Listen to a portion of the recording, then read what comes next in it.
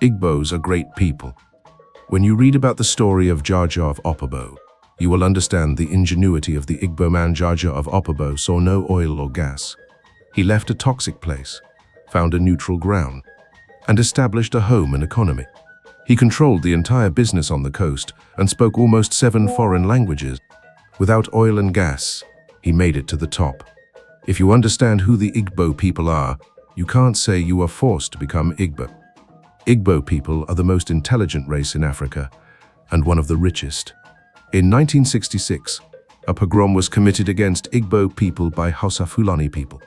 More than 700,000 Igbo people, including children and pregnant women, were slaughtered, and their bodies littered all over the streets of the north. The war broke out in 1967, and Britain helped Nigeria to commit genocide against Igbos. More than 3.5 million Igbos were killed.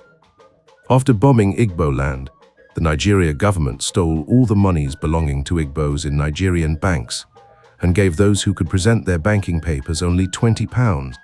Igbos are today sitting on this £20. Igbo people rose from the ashes and overtook those who stole their monies to the extent they are today jealous of the success of the Igbo. No Igbo man is president. They take all the appointments, yet Igbo land is richer than their land. They have more than 100 million out-of-school children in their region. If you travel through Igbo land, you won't believe war happened on Igbo soil some 53 years ago.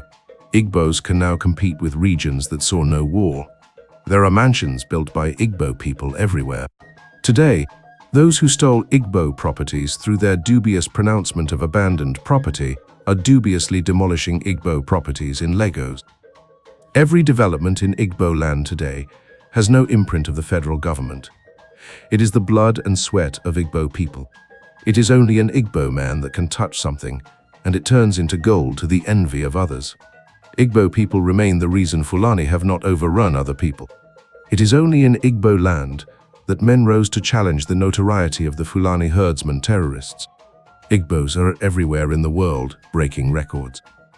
Every Igbo man or woman should be proud of being Igbo. Igbo is the beauty of the world.